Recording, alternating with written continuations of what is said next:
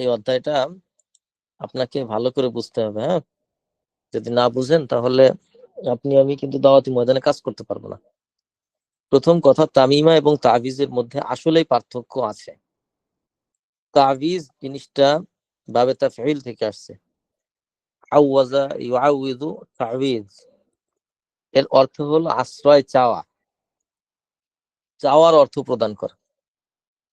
আর তামিমা যেটা, ওটা হলো ঝুলাইতে হয়। স্বাভাবিকভাবে তাবিজ যেটা, এটা তো সুন্নাহ। কেন সুন্নাহ? আমি গতদিনও বলেছিলাম, আপনারা মনে আছে কিনা জানি না, অথবা আমি কেমন বুঝাইছিলাম সেটা আমারও মনে পড়তেছে না। মূলত তাবিজ যেমন আল্লাহ নবী সাল্লাল্লাহু আলাইহি ওয়াসাল্লাম সকাল সন্ধ্যা সূরা নাস ফালাক কিংবা রাত্রে ঘুমানোর আগে নাস ফালাক পড়ে যে ফু দিয়ে যে শরীর কি একটা মাসা করতে হয়, অথবা আউযুবিল্লাহ যে আপনি পড়তেছেন, এগুলো সব তাবিজের মানে মধ্যে পড়ে, অর্থাৎ আশ্রয় চাওয়া। তাবিজ মানে হলো আশ্রয় চাওয়া। কথা কি বুঝতেছেন? আর তামিমা জিনিসটা হলো ঝুলাইতে হয়, যেটা মুশরিকদের জামানায় ওরা বিভিন্ন মানে জাহিলি জামানায় বিভিন্ন কি বলে আপনার পাথর, বিভিন্ন হাড়, বিভিন্ন কিছুতে ওরা মানে ওটা ঝুলাইতো। তারপরে আপনার কি বলে, সাগর থেকে যে ইয়েটা উঠায়, ঝিনুক, এগুলির মধ্যে আপনার করতো ওরা, উঠায়ে গলায় ঝুলাইতো বা কাঁধে ঝুলাইতো বা যেখানে হোক ঝুলাইতো। এখন ওটার ব্যাপারে আল্লাহ নবী সাল্লাল্লাহু আলাইহি ওয়াসাল্লাম বলছেন, মান তাআল্লাকা তামিমা ফাকাদ আশরাকা। এখন বাংলাদেশের যারা রয়েছে ওরা এটাকেই ধরে নিয়েছে যে রাসূলুল্লাহ সাল্লাল্লাহু আলাইহি ওয়াসাল্লাম যেহেতু তাবিজের ব্যাপারে বলেননি, উনি তামিমা বলেছেন, সুতরাং তাবিজ বৈধ। এখন কথা হলো কি, আমাদের বাংলাদেশে আপনি খেয়াল করে দেখবেন কুরবানির সময় কি বলে, এই আমাদের এই 7 নামে কুরবানি দিয়ে দাও। আসলে কিন্তু 7 নামে কুরবানি হয় না, 7 জনের পক্ষ থেকে কুরবানি হয়, নাম হয় আল্লাহ।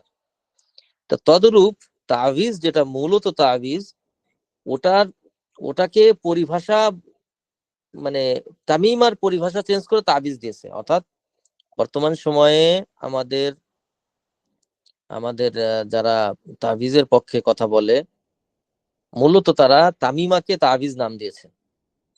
আপনারা কি বুঝতেছেন আমার কথা?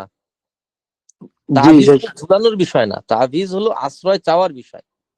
চাইতে গেলে তো কোনো কিছু ঝুলায় না। হ্যাঁ, যদি কোনো বুবা হয়, কোনো বুবা মানুষ হয়, তাহলে সে ভিক্ষা চাইতে গেলে সে কি করে, তারপরে তো হাত দিয়ে চায়, হাত মানে ইশারা দেয়, আরেকজনকে বোঝায়। যদি হাত না থাকে, পা না থাকে, মুখ জিহ্বা কাটা থাকে, সেক্ষেত্রে দেখা গেল গলায় হলো একটা প্লে কার্ড ঝুলাই রেখেছে যে আমি গরিব মানুষ, আমাকে কিছু ভিক্ষা দাও। তো মানে কখন ঝুলাই, যখন কোনো উপায়ন্তর না থাকে, তখন সে ঝুলিয়ে চাওয়াটাকে, ওই ঝুলিয়ে কিছু লেখে, ওই লেখার মাধ্যমে সে মানুষকে বোঝায় যে আমার কিছু দরকার, আমাকে কিছু দাও। তো আমাদের বাংলাদেশে কিংবা আপনি যদি দেখেন আমাদের সালাফদের পরবর্তী তথা তাবেঈদের ভিতর থেকে যদি দেখেন, তাবিদের জামানায়ও কিন্তু বহু মানুষ ছিল যারা তাবিজের ব্যাপারে বলেছেন, মানে তামিমার ব্যাপারে বলেছেন যে তামিমা যদি কোরআনের আয়াতও হয় তবুও সেটা ঝোলানো যাবে না। তার মানে পাথর বা মানে নড়ি বা হাড় বা ঝিনুক যেটাই হোক না কেন, ওখানে যদি কোনো কিছু কোরআনের আয়াতও আপনি লেখেন এবং ঝুলান, তবুও সেটা তাবিজের হুকুমে যাবে না, সেটা মূলত তামিমার হুকুমেই থাকবে। এখন পৃথিবী আপডেট হয়েছে, আগের জামানা আর এখনের জামানা কিন্তু এক না। এখন আপনি চিন্তা করতেছেন যে ওই জামানায় তো পাথর বা নড়ি বা ঝিনুকের উপরে লিখতো, ওটাকে তো সাহাবারা নিষেধ করেছেন কিংবা তাবেঈরা নিষেধ করেছেন, কিন্তু কাগজের উপরে তো নিষেধ করেননি। ফলে আমি কাগজের উপরে কোরআনের আয়াত দিয়ে লিখে আমি ঝুলাই রাখবো, হিসাব বুঝছেন? এখন মূলত তামিমাকে এরা নাম দিয়েছে তাবিজ।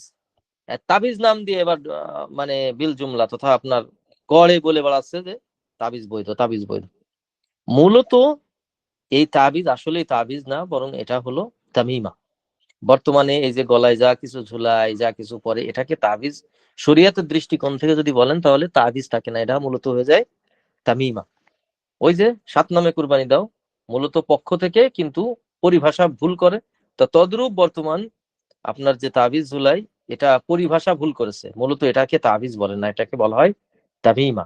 এজন্য মানে আরবিতে বলা হয়েছে মান আল্লাকা, আল্লাকা ইউআল্লিকু তাআলিক, তাআলিক মানে ঝুলানো, মানে আল্লাকা মানে ঝুলানো, কোনো কিছু ঝুলানোকে আপনার তাবিজ বলা হয়েছে, যে তাবিজ ঝুলাইলো।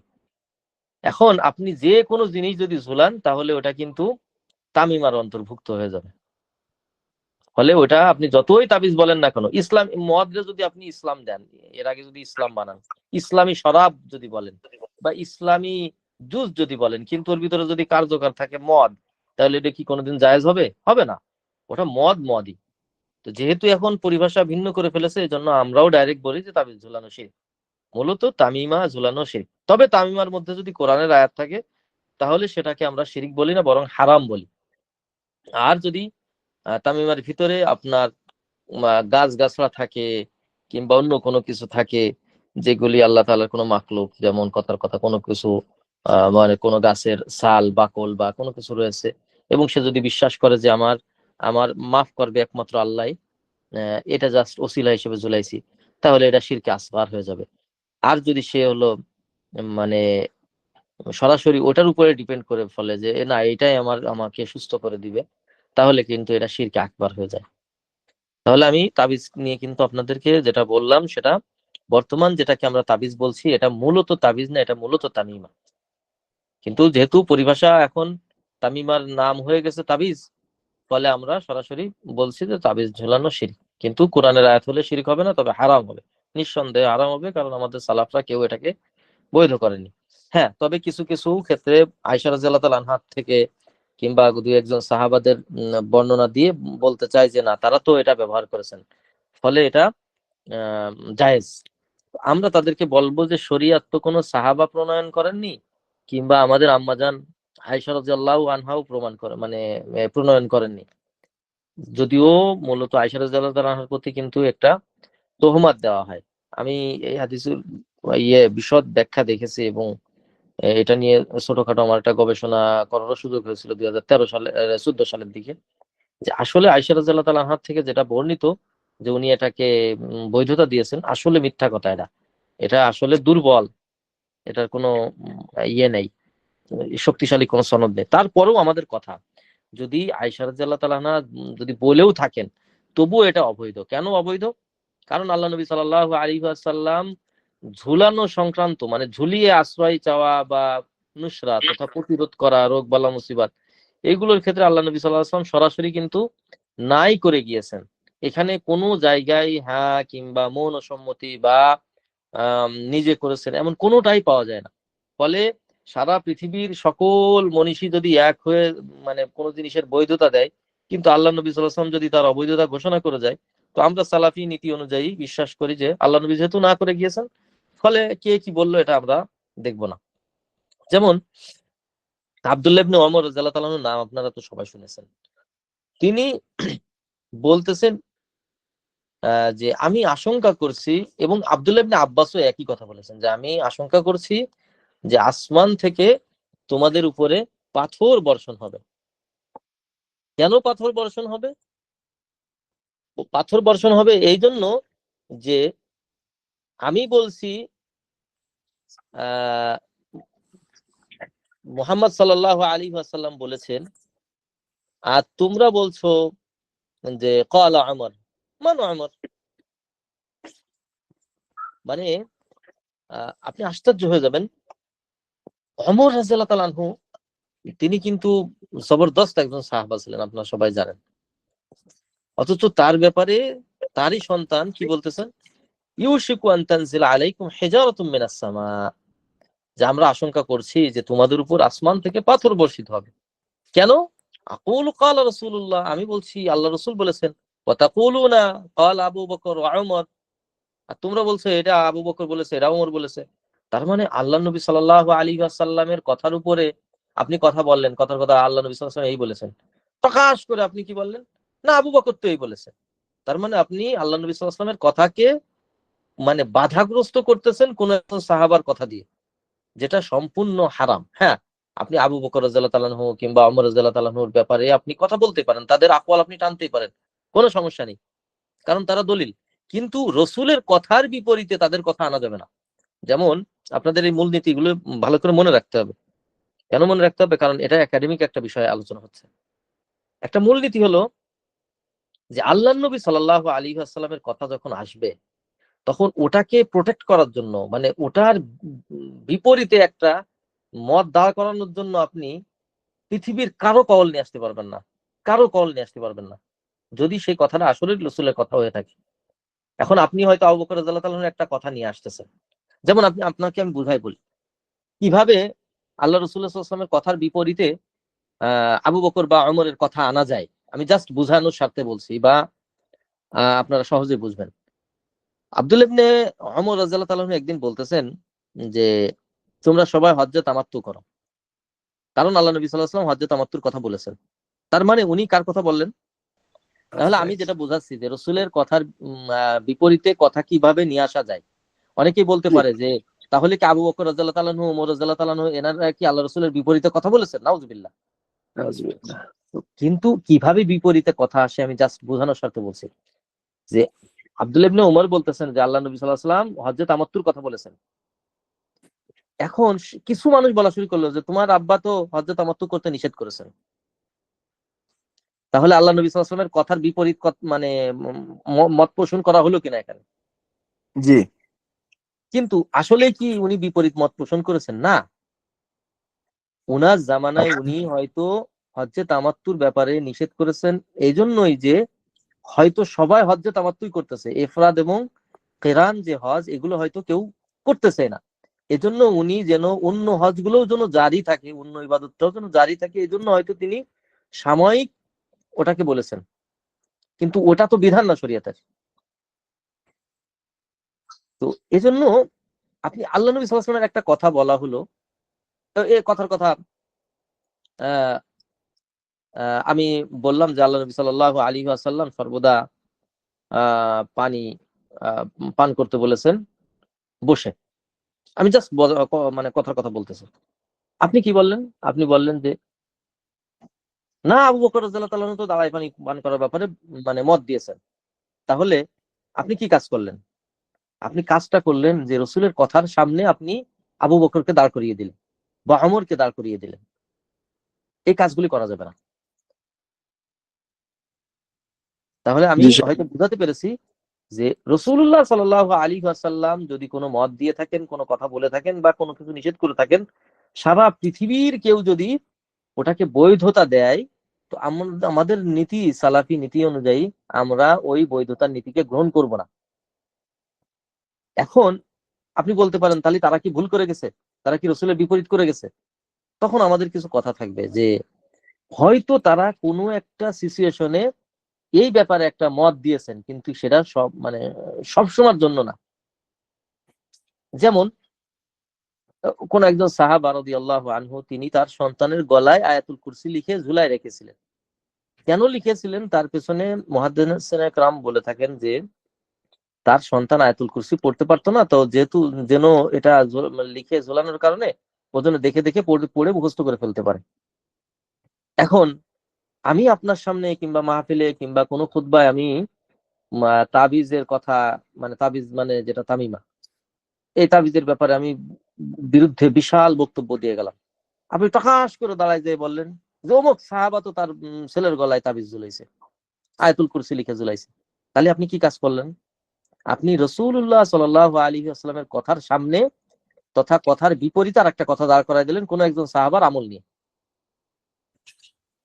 যেমন আমি জাস্ট বোঝানোর স্বার্থে বলছি, আল্লাহ নবী সাল্লাল্লাহু আলাইহি ওয়াসাল্লাম কঠিন আকারে ব্যভিচারের বিরুদ্ধে বলে গিয়েছেন, কোরআন বলেছে, রাসূলুল্লাহ সাল্লাল্লাহু আলাইহি ওয়াসাল্লামের হাদিস বলেছে, কিন্তু কোন একজন সাহাবার কোন একটা কোনোভাবে ব্যভিচার তার মাধ্যমে সংঘটিত হয়েছে।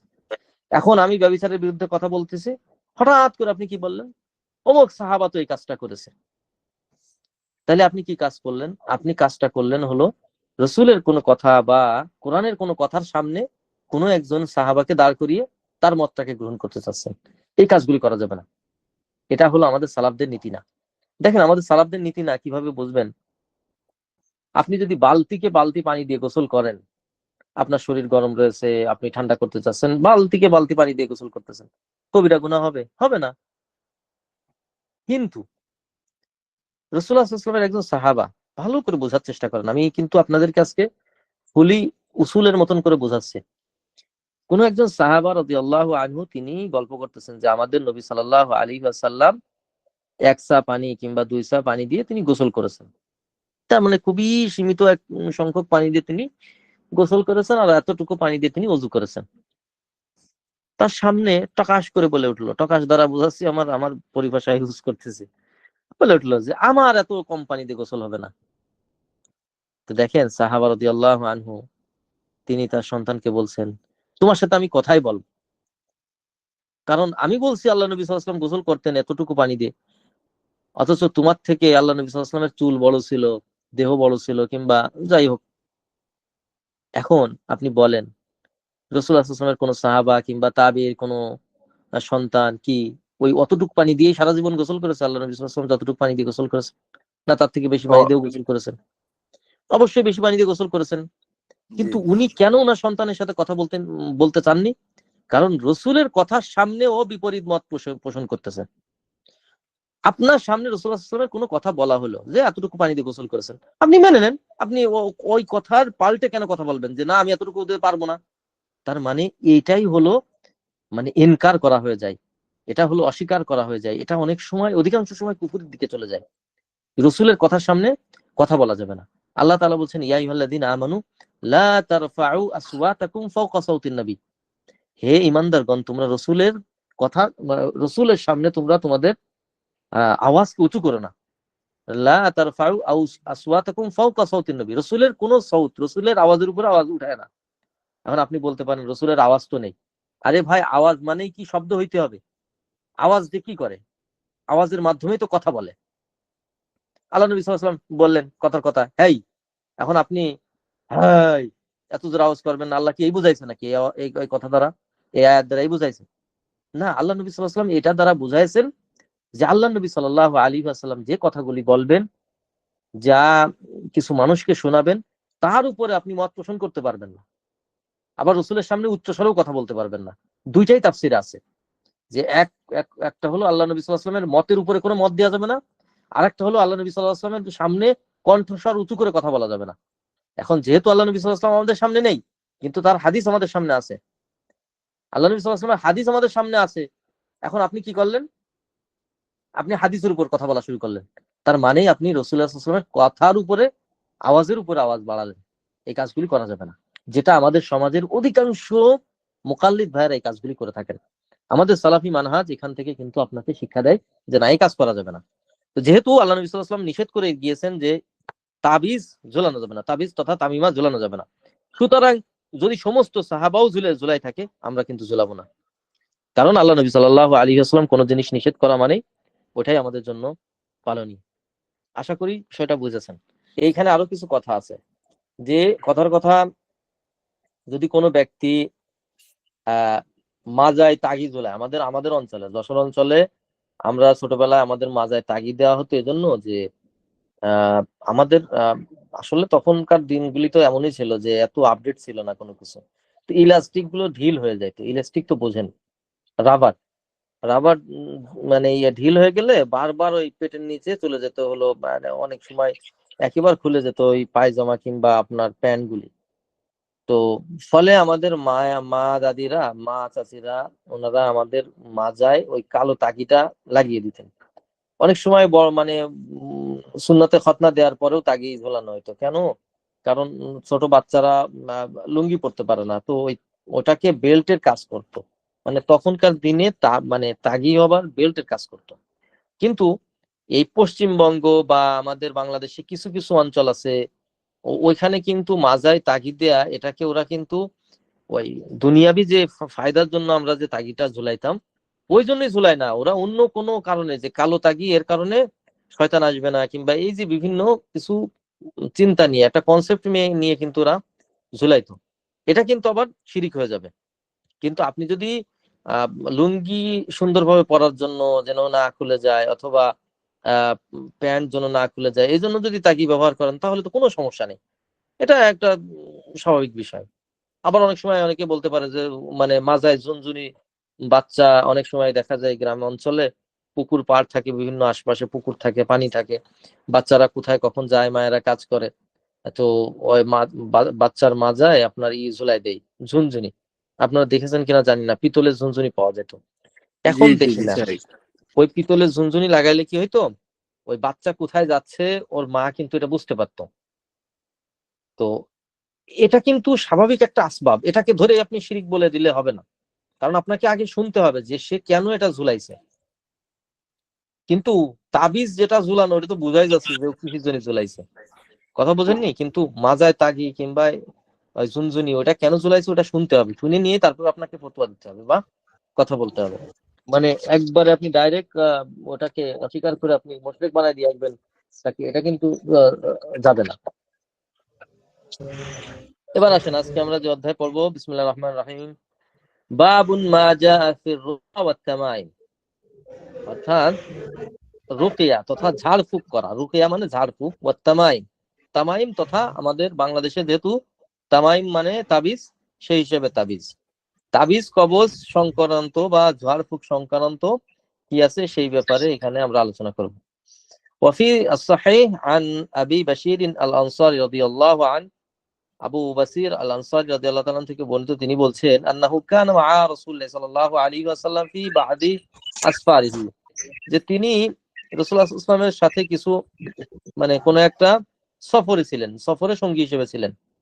فأرسل رسولا ألا يبقين في رقبة بعير قلادة من وتر أو قلادة إلا قطعت বা قطعت।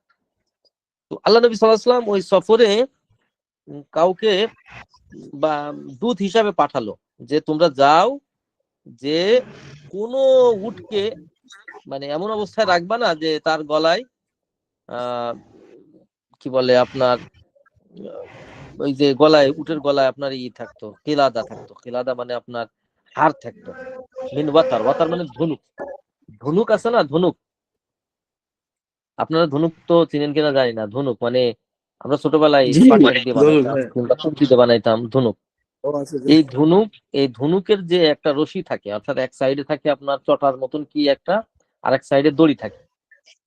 ওই ওই ওই মানে আপনার তৎকালীন আরবের মুশরিকরা আপনার বিভিন্ন যুদ্ধে থেকে জয়লাভ করে যে যে এই ধনুকের মাধ্যমে জয়লাভ করতো, তো ওই রশিটাকে ওরা কেটে ইয়ের গলায় ঝুলায় রাখতো, কি বলে আপনার উটের গলায় ঝুলায় রাখতো। কেন ঝুলায় রাখতো? যেন মানুষের আপনার চোখ না লাগে। তো মানে চোখের থেকে বাঁচার জন্য দেখেন, এই যে আমরা একটু আগে কি বললাম, ওই যে রশির কথা বললাম বা তাগির কথা বললাম, তো এই কনসেপ্ট কিন্তু এখনের থেকে না, ওই সেই জাহেলি যুগের থেকে। অর্থাৎ শয়তান তো আজকে শয়তান না, শয়তান তো সেই মানে ব্রিটিশ শয়তান, ওই ব্রিটিশের শয়তান মনে করেন বিভিন্ন সময় আপডেট করে, কিন্তু মূল কনসেপ্টটা তো একই থাকে, যে মানুষের জন্য চোখ না লাগে, এই চোখের থেকে হেফাজতের জন্য ওই জাহেলি আরবেরা কি করতো, ধনুকের ওই রশিটাকে কেটে আপনার উটের গলায় হাড় হিসেবে বেঁধে রেখে দিত। তো রাসূলুল্লাহ সাল্লাল্লাহু আলাইহি ওয়াসাল্লাম কি করলেন, তিনি একজন দূতকে পাঠালেন যে তোমরা যাও, যে যত উটের গলায় এটা পরানো আছে সবগুলোকে কেটে নিয়ে আসো। দেখেন মানে একটা মানুষ শুধু শিরিক না, মানে সরাসরি নিজের উপরে শিরিক করা বা তার পরিবারের উপরে আপনার কোন একটা রশি বা কোনো হালকা বা চুড়ি জাতীয় যে সমস্ত জিনিস অথবা তামিমা, এগুলো দিয়েই যে শিরিক করবে বিষয়টা এমন না, বরং পশু পাখির উপরেও সে যেন এই কাজগুলি না করে বা পশু পাখিকেও যেন এভাবে না করে, এই কাজটা কিন্তু আল্লাহ নবী সাল্লাল্লাহু আলাইহি ওয়াসাল্লাম করেছেন।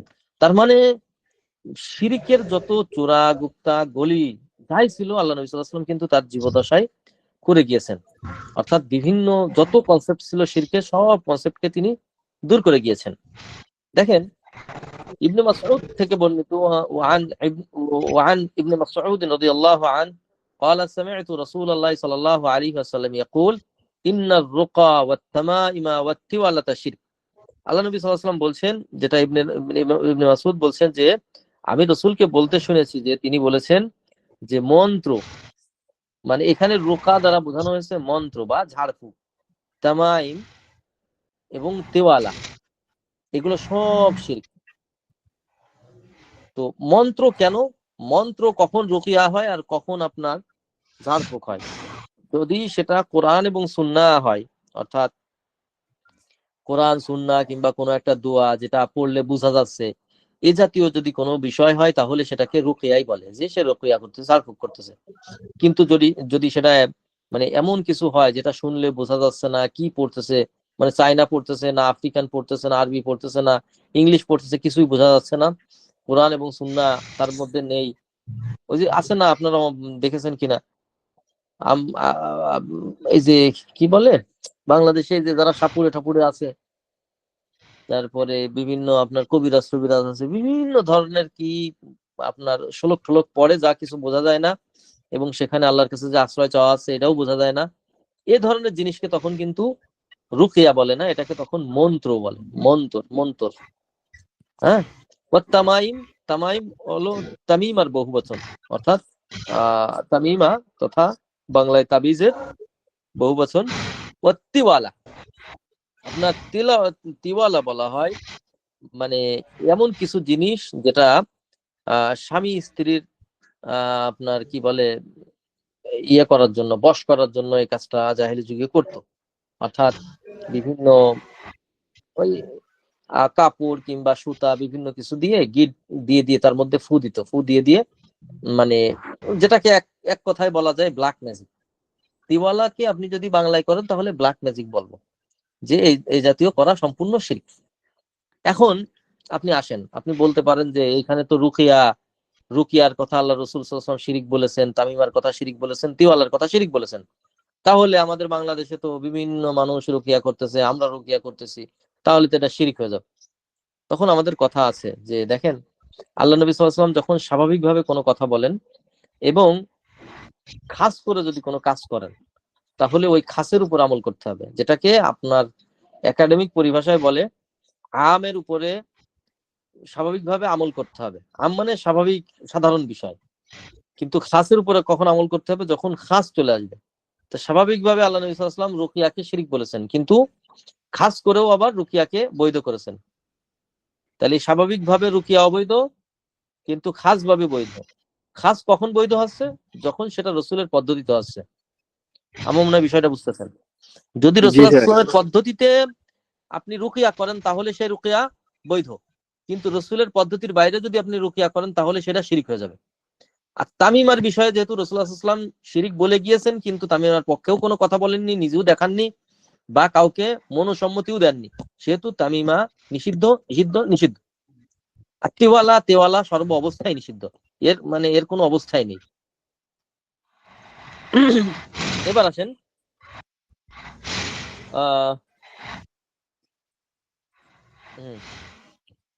ওয়ান আব্দুর রহমান বিন উকাইম মারফুআন, আব্দুর রহমান ইবনে উকাইম মারফু সূত্রে তিনি বলছেন, মান তাআল্লাকা শাইআন উখিলা ইলাইহি, যদি কোনো ব্যক্তি কোনো কিছু ঝুলাই, তখন আল্লাহ তাআলা তার উপর সুপর্দ করে দেয়। দেখেন কত সুন্দর একটা হাদিস, রাওয়াহু তিরমিজি, তিরমিজি থেকে বর্ণিত এই হাদিসটা, যে আপনি যদি কোনো কিছু ঝুলান, সেটা যে কোনো কিছু হইতে পারে, তখন আল্লাহ রাব্বুল আলামিন তার নিজের উপর দায়িত্ব না রেখে আপনার দায়িত্বটা ছেড়ে দেয় ওই যার উপর ঝুলাইছেন তার উপরে। তাহলে আপনি কতটা হতভাগা। আপনি শামুক বা সমুদ্র থেকে ঝিনুক রেখে ঝুলাচ্ছেন। হ্যাঁ, ঝিনুক বা শামুক এই জাতীয় জিনিস দিয়ে যদি কোনো অর্নামেন্ট বানানো হয়, সৌন্দর্যের জন্য করা হয়, তখন আমাদের কোনো কথা নেই। কিন্তু সেটা যদি কোনো চোখ লাগার হাত থেকে বাঁচার জন্য করা হয়, বা মানে আশ্রয়, শয়তানের থেকে আশ্রয়ের জন্য যদি করা হয়, সেক্ষেত্রে আমাদের কথা আছে। কথাটা হলো, তুমি যা ঝুলাইছো আল্লাহ নিজের উপর দায়িত্ব না রেখে ওটার উপরে তোমাকে ছেড়ে দিয়েছে। তাহলে আপনি আমি কতটা হতভাগা, যদি আল্লাহ তাআলা এক মুহূর্তের জন্য আমাকে আপনাকে তার নিজের কাছে না রেখে অন্যের উপর দায়িত্ব দিয়ে দেয়। ওয়াল বিল্লাহ। আর তামাইম, তামাইম কাকে বলে দেখেন, এই যে একটু আগে আমরা যে এতদিন ধরে বলতেছি তামিমা তামিমা তামিমা, তামিমা আসলে কাকে বলে? তামাইম বলা হয় শাইউন, কোন একটা জিনিস, ইউআল্লাকু আলাল আওলাদ, বাচ্চাদের ঝুলাই দেয়, ইয়াত্তাকুনা বিহিল আইন, অর্থাৎ চোখ লাগা বা এই জাতীয় জিনিস থেকে বাঁচার জন্য যদি কারোর গলায় বা কোনো জায়গায়, গলা না, ইয়াল্লিকু আলাল আউলাদ, মানে মানুষের গায়ে, আউলাদ দ্বারা এখানে সন্তান না, বরং সর্বাবস্থায় বোঝানো হয়েছে যে যেহেতু তৎকালীন সময়ে সন্তানদের মানে জাহিলি যুগে ওই বাচ্চাদের গলায় ঝুলাইতো, কারণ বুড়োরা তো আর ভয় পেত না কোনো কিছু, বাচ্চারা ভয় পেত। কিন্তু এখনের জাহেলরা তো আসলে জাহেল না, এগুলো সব মানে মোসালা বুড়ো, দাড়িয়ালা বুড়ো, মানে বুঝেছেন, তার মানে এরা বড় হয়েও বুড়ো, কথা বুঝতেছেন তো? কারণ দেখবেন, আমার আমার যদি পিছনে দেখেন আজ থেকে বহু আগে আমার ফেসবুকে, তাহলে আমি ওই ছবিটা ডিলিট করিনি। আমার গলায় তাবিজ ঝুলতেছে, আল্লাহ আমাকে বাঁচাইছে, আলহামদুলিল্লাহ। ওই সে 2010 সাল না 11 সালের দিকে ফেসবুকে আমার একটা ছবি ছাড়া ছিল, আমি ওটা সরাইনি, এজন্য সরাইনি যে মানুষ দেখুক যে আমি তাবিজের বিপক্ষে কথা বলি, অথচ আসলে তাবিজ খারাপ। কারণ আমি নিজে তাবিজের পক্ষের লোক ছিলাম, কিন্তু আল্লাহ আমার হেদায়েত দেওয়ার পরে আমি তাবিজের বিপক্ষে, এটা এই জন্য আমি আর ডিলিট করিনি। আমাকে অনেকে ডিলিট করতে বলেছে, কিন্তু আমি ডিলিট করিনি। তো যাই হোক, আমি যেটা বোঝাতে চাচ্ছি সেটা হলো, তামাই মানেই হলো কোনো জিনিস, সেটা যে কোনো, মানে পৃথিবীতে কিয়ামত পর্যন্ত যত দিন আছে, আপনি যাই ঝুলাবেন এবং সেটার উপরে যদি আপনি ডিপেন্ড করেন, কোনো কিছু থেকে আশ্রয়ের জন্য যদি আপনি এটা করে থাকেন, তাহলে কিন্তু এটা তামিমা হয়ে যাবে। সেটা আপনি কাগজ ঝোলান, বা আপনি মুড়ি পাথর ঝোলান, বা আপনি সাপ ঝোলান। সাপ ঝোলানো নিয়ে একটা কথা আছে, কারণ আমার মনে আছে, আমি আমার বয়স যখন 13-14 বছর বয়স, আমার অ্যাজমার সমস্যা ছিল। তো তো কোন কোন এক মহিলা স্বপ্নে দেখেছে যে ওই কেঁচো আছে না, কেঁচো চেনেন? কেঁচো, কেঁচো, কেঁচো, কেঁচো মাটির মধ্যে হয়, কেঁচোর মতন ছোট ছোট এক ধরনের সাপ হয়, কি পুঁয়ে সাপ না কি বলে আমাদের অঞ্চলে, যশোর অঞ্চলে। এই পুঁয়ে সাপ তাজাটা ধরে যদি কোনো ব্যক্তি তাবিজের মধ্যে ওই যে এই যে মান্দুলি, যেটাকে মাদুলি বলে, মাদুলির ভিতরে ঢুকায়, মোম দিয়ে আটকায় দিয়ে যদি গলায় রাখা হয়, তাহলে আজমার উপশম হয়, নাউজুবিল্লাহ মিন যালিক। এই কাজও আমি করেছি, মানে আমাকে ঝুলাই দিত আর কি। তো আপনি যাই ঝুলান না কেন, তাতে কিছু লেখা থাক বা না থাক, ওটার মাধ্যমে যদি আপনি ফায়দা পেতে চান, তাহলে ওটা কিন্তু তামিমার অন্তর্ভুক্ত হয়ে যাবে। আশা করি বিষয়টা বুঝেছেন। তাই একটা কথা ছিল এই এখানে বলেন। যদি হতে পারি, সেটা হচ্ছে যে প্রাসঙ্গিক, মানে এটা হচ্ছে যে কোনো ব্যক্তি যদি কোনো একটা অলংকার বা কোনো একটা ফ্যাশনের জন্য যদি কোনো জিনিস ঝুলায়, হ্যাঁ, বা ওটাতে কোনো হ্যাঁ, ফায়দা না, তো সেক্ষেত্রে সেটা কি তো শিরেক বা এই হারামের মধ্যে পড়বে না? না, না, যদি ওটার মাধ্যমে যদি সে ওই জাতীয় কোনো ফায়দা না চায়, সৌন্দর্যের জন্য যদি জি, ঝুলায় বা এমনি ঝুলায় রেখেছে, জি, কিন্তু তার মাধ্যমে কোনো ফায়দা উদ্দেশ্য না। কিন্তু জি, এমন জিনিস আবার হওয়া যাবে না যেগুলি সাধারণত অন্য মানুষ ঝোলায় হলো ফায়দার জন্য, যেমন জিনের ভয়তে ঝুলাই বা বিভিন্ন কিছুর ভয়তে ঝুলাই, তাহলে আবার কিন্তু ওটা শিরক আসগার হয়ে যায়। অর্থাৎ যে জিনিস শিরক আচ্ছা, আচ্ছা। আকবারে পৌঁছায় দেয়, শিরকে পৌঁছায় দেয়, ওই জিনিসটা করাই হলো শিরিক। তার মানে হচ্ছে, মানে যেগুলো প্রচলিত, মানে মানে প্রচলিত সিম্বল, যে সিম্বল গুলা মানে অন্যরা ইউজ করে ফর, মানে ওদের কোনো কিছু পাওয়ার আশায়, ওইরকম হ্যাঁ, কোনো এই তো জিনিস বা সাব্বাস। মানে অ্যাভয়েড করতে হবে। জি, জি, জি। এজন্যই, আচ্ছা, এজন্য দেখেন আমাদের, আপনি সুন্দর একটা প্রশ্ন করেছেন, অসাধারণ, মাশাআল্লাহ, জাযাকাল্লাহ, বারাকাল্লাহু ফি ইলমিক। তো এজন্য দেখেন আমরা কিন্তু খ্রিস্টানদের ওই যে জুব্বা পরে থাকে না, খ্রিস্টানরা জুব্বা পরে থাকে, বড় বড় জুব্বা, তারপরে মাথায় এক ধরনের টুপি দেয়, অথবা খ্রিস্টান মহিলারা কিন্তু বুরকার মতন পরে, কিন্তু ওগুলোকে কিন্তু আমরা হারাম বলি। আবার টাই টুই পরা কিংবা কমপ্লিট সেট পরা, হুম, প্যান্ট শার্ট পরা, এগুলোকে কিন্তু আমরা হারাম বলি না। কেন? কারণ প্যান্ট শার্ট কিংবা টাই টুই এটা কিন্তু বিজাতীয়, বিজাতীয় কোনো বিজাতীয় সংস্কৃতির কাছাকাছি হইলেও এটা কিন্তু কোনো ধর্মীয় কোনো পোশাক না। জুব্বার জি, তুলনায়, এই যে খ্রিস্টানরা যে জুব্বা আছে, ওই তুলনায় প্যান্ট শার্ট পরা দেখতে খারাপ দেখা যায় না। কারণ জি, প্যান্ট শার্ট তো আপনার টাইট টুইট হয়, অতটা সুন্দর না। যেমন জি, আমি আমি জাস্ট বলি, আপনার আহ মহিলারা কথার কথা এমনি শাড়ি পরেছে, কিংবা শাড়িতে তো খুব ভালো পর্দা হয় না, শাড়ি জি, পরেছে, শাড়িকে জি, কিন্তু আমরা অবৈধ বলছি না। পক্ষান্তরে এই একই মহিলা যদি খ্রিস্টানদের ওই বুরকাটা পরে, তখন কিন্তু আমরা বলতেছি এটা হারাম, কারণ ওটা হলো সরাসরি ওদের দ্বীনের একটা সিম্বল। তো তদ্রূপ আপনি এমন অর্নামেন্টস পরেছেন যেটা কোনো সিম্বল না, তাহলে সমস্যা নেই, কিন্তু এমন কোনো সিম্বল পরা যাবে না যে সিম্বলে প্রকাশ করে যে এই ধরনের জিনিস মানুষ চোখ লাগার ভয়ে বা জিনের থেকে আশ্রয়, কিংবা অনেকটা তাবিজের মতো, যে তাবিজ জাতীয় জিনিস, যেমন কথার কথা এই যে সুতা ঝুলাই, হাতে লাল সুতা, এরা হিন্দুরা ঝুলাচ্ছে কেন? কারণ তাবিজের কাজ করায়। জি, তো এই জাতীয় জিনিসগুলি কিন্তু শিরক হয়ে যাবে তখন। আশা জাযাকাল্লাহ করি খাইর। বারাকাল্লাহু ফিকুম। এবার আসেন, লেখক রাহিমাহুল্লাহ বলছেন, ওয়ালাকিন ইযা কানা আল মুআল্লাকু মিনাল কুরআনি ফারাখাসা ফিহি বা'দু সালাফ। এখানে আমাদের অনেক কথা আছে, যতই আব্দুল ওয়াহাব নাজদি রাহমাতুল্লাহ আলাইহি কিতাবটা লেখুক না কেন, আপনার এটা উনি ঠিকই লিখেছেন, কিন্তু আপনাকে এটা বুঝতে হবে। ওয়ালাকিন ইযা কানা আল মুআল্লাক, যদি কোনো মানে যিনি ঝুলাচ্ছেন উনি যদি মানে ঝুলন্ত জিনিসকে যদি কোরআনের মানে কোরআন থেকে, অর্থাৎ কোনো কোরআনের আয়াত লেখা হয়েছে বা আপনার কি বলে আয়াতুল কুরসি লেখা হয়েছে বা কোনো একটা দোয়া লিখে যদি ঝুলায়, তাহলে এখানে বলতেছে ফারাখাসা ফিহি বাযু সালাফ, তাহলে সালাফদের মধ্যে, সালাফ মানে সেটা আপনি সাহাবা ধরতে পারেন বা তাবি ধরতে পারেন, তো তখন তাদের কেউ কেউ এটাকে অনুমতি দিয়েছে। এখানেই হলো আমাদের কথা, যে ভাই কিটা অনুমতি দিল না না দিল এটাও আমাদের ধর্তব্য না, আল্লাহ নবী অনুমতি দিয়েছেন কিনা এটা দেখতে হবে, কারণ আল্লাহ নবী সাল্লাল্লাহু আলাইহি ওয়াসাল্লামের জামানায় কোরআন ছিল তো, আল্লাহ নবী সাল্লাল্লাহু আলাইহি ওয়াসাল্লামের জামানায় কোরআনও ছিল, আল্লাহ নবী সাল্লাল্লাহু আলাইহি ওয়াসাল্লামের জামানায় ব্ল্যাক ম্যাজিক ছিল, আল্লাহ নবী সাল্লাল্লাহু আলাইহি ওয়াসাল্লামের জামানায় আপনার চোখ লাগাও ছিল, বিভিন্ন কিছু কিন্তু ঠিকই ছিল। যেহেতু ওগুলো ছিল, আর আল্লাহ নবী সাল্লাল্লাহু আলাইহি ওয়াসাল্লাম কোরআনের আয়াতকে ঝুলানোর কাজে ব্যবহার করেননি, তার মানে বোঝা যাচ্ছে এটা ঝুলানো যাবে না। কোন সালাফ কে কি করলো না না করলো এখানে আমাদের এটা ধর্তব্য না। ওয়াবাদহুম ওয়াবাদহুম লাম ইউরাখিস ফি, আবার সালাফের ভেতরে অনেকে এটাকে কি করেননি, অনুমোদন দেয়নি। ওয়ায়াজআলুহু মিনাল মানহি আন, বরং এটাকে নিষিদ্ধ বস্তুর মধ্যেই সীমাবদ্ধ রেখেছে। মিনহুম ইবনে মাসউদ রাদিয়াল্লাহু আনহু, তো যারা কোরআনের আয়াত হইলেও ঝুলানো যাবে না এই পক্ষে মত দিয়েছেন বা এটাকে নিষিদ্ধ বস্তু মনে করতেন বা গণ্য করতেন, তাদের মধ্যে উল্লেখযোগ্য একজন কিন্তু ইবনে মাসউদ। ইবনে মাসউদ কে ছিলেন জানেন? এই যে যারা এখন 11 জন রয়েছেন, আপনারা আপনারা প্রত্যেকেই মাথায় রাখবেন, হানাফি মাযহাবের গোড়া কিন্তু আব্দুল্লাহ ইবনে মাসউদ রাদিয়াল্লাহু আনহু।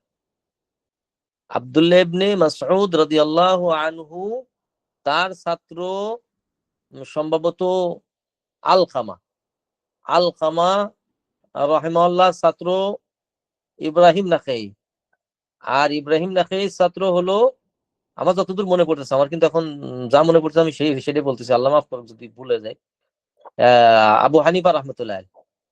অর্থাৎ আবু হানিফা রাহমাতুল্লাহ আলাইহি, যেটাকে যেখান থেকে আমাদের হানাফি মাযহাব বলা হয় বা যার অনুসরণ আমরা করি, মানে আপনি যদি খেয়াল করে দেখেন বাংলাদেশে যারা তাবিজ কবজ ঝুলায়, আমরা কিন্তু সবাই হানাফি ভাই। তো হানাফি মাযহাবের যেটা গোড়া, সেই গোড়াই তো এটাকে নিষিদ্ধ বলে গেছেন, যতই সেটা কোরআনের আয়াত হোক না কেন। আর সেখানে আমি ইব্রাহিম নাখাইর কথাই তো আছে মনে হয় সামনে, দাঁড়ান আমি দেখিনি। ইব্রাহিম নাখাইর কথা তো মনে হয় আছে সামনে, দেখি আমরা ইনশাল্লাহ পড়তে পড়তে।